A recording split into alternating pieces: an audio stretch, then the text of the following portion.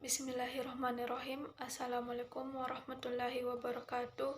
Perkenalkan, nama saya Siti Aziza Nur Rahma dari kelas AK19F dengan NIM 10731121619.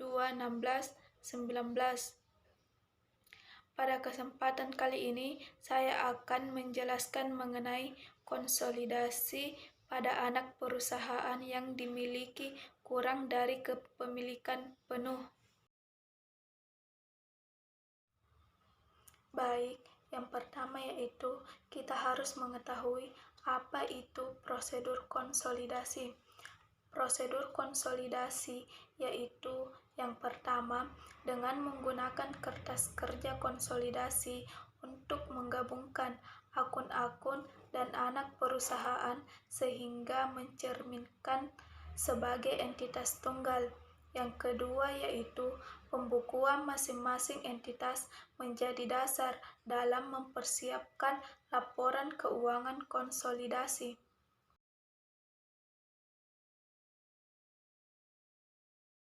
Berikut contoh soal yang akan saya presentasikan, yaitu pada tanggal 31 Desember 2018, PT Cahaya membeli 80% saham PT Surya seharga Rp177 juta, nilai wajar dari kepentingan non-pengendalian sebesar Rp10 juta.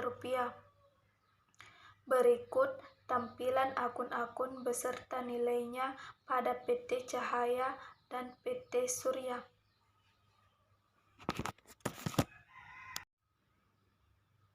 Pada tanggal kombinasi bisnis, nilai wajar persediaan sebesar Rp70 juta, tanah Rp120 juta, bangunan dan peralatan sebesar Rp70 juta. Maka diminta A. Buatlah air jurnal eliminasi yang diperlukan.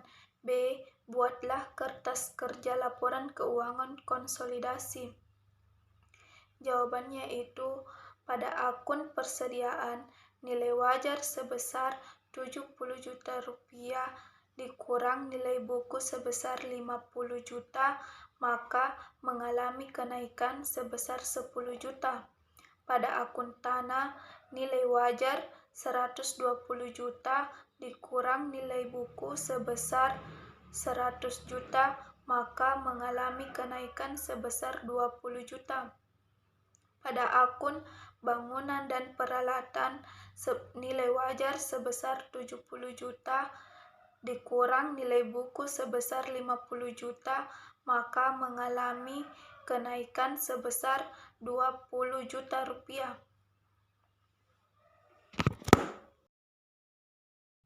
Bagian A yaitu total nilai wajar investasi di mana dihasilkan dari Rp177 juta ditambah dengan Rp10 juta, maka hasilnya Rp187 juta.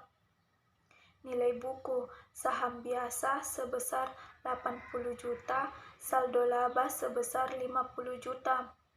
Maka selisih dari total nilai wajar investasi dikurang dengan nilai buku sebesar Rp130 juta, maka hasilnya sebesar Rp57 juta. Jurnal saat pembelian saham yaitu investasi saham pada PT Surya pada kas sebesar Rp177 juta.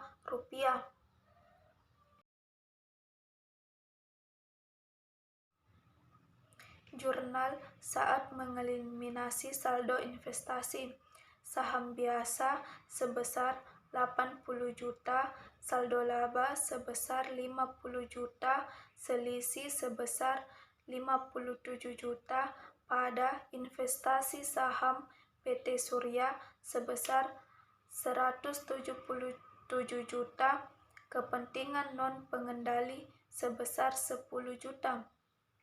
Jurnal eliminasi untuk mengalokasikan selisih persediaan sebesar Rp10 juta, tanah sebesar Rp20 juta, bangunan dan peralatan sebesar 20 juta, pada selisih 57 juta.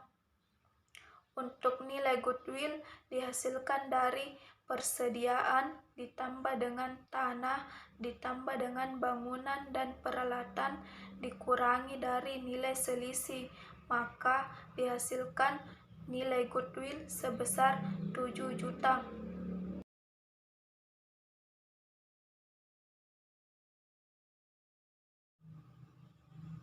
Bagian B yaitu kertas kerja laporan keuangan konsolidasi. Berikut tampilan akun-akun beserta nilai-nilainya dari PT Cahaya dan PT Surya. Pada tabel eliminasi, kita harus memasukkan nilai-nilai pada akun yang sudah di jurnal tadi, seperti persediaan di sebelah debit sebesar 10 juta rupiah, akun tanah di sebelah debit sebesar 20 juta rupiah, bangunan dan peralatan di sebelah debit sebesar 20 juta rupiah. Pada akun investasi pada saham PT Surya di sebelah kredit sebesar 177 juta rupiah. Pada akun selisih di sebelah debit sebesar 57 juta rupiah, di sebelah kredit sebesar 57 juta rupiah. Pada akun goodwill di sebelah debit sebesar 7 juta rupiah. Pada akun saham biasa di sebelah debit sebesar 80 juta rupiah. Saldo laba di sebelah debit sebesar 50 juta rupiah. Kepentingan non-pengendali di sebelah kredit sebesar 10 juta rupiah. Pada tabel konsolidasi, nilai kas tersebut dihasilkan dari 90 juta ditambah 30 juta, maka hasilnya 120 juta. Pada akun piutang dagang, 50 juta ditambah 20 juta menghasilkan 70 juta. Akun persediaan 200 juta ditambah 60 juta ditambah 10 juta menghasilkan 270 juta. Pada akun tanah 230 juta ditambah 100 juta ditambah 20 juta menghasilkan 350 juta. Bangunan dan peralatan 250 juta ditambah 50 juta ditambah 20 juta menghasilkan 320 juta. Pada akun akumulasi penyusutan 12 juta ditambah 5 juta menghasilkan 17 juta.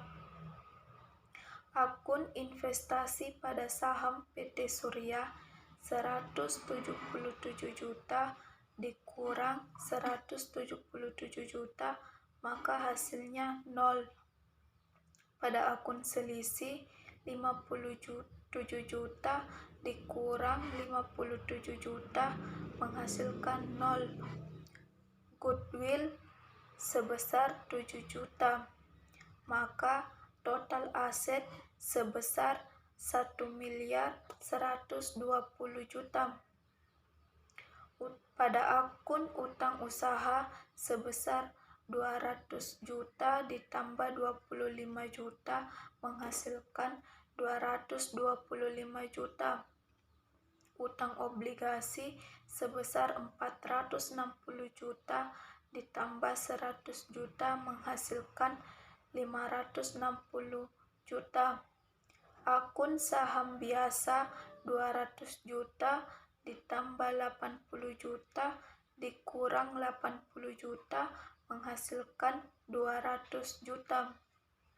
Akun saldo laba sebesar 125 juta ditambah 50 juta dikurang 50 juta menghasilkan 125 juta. Kepentingan non-pengendali sebesar 10 juta. Total kewajiban dan modal sebesar 1.120 juta rupiah. Jadi, total aset dan total kewajiban sama-sama seimbang.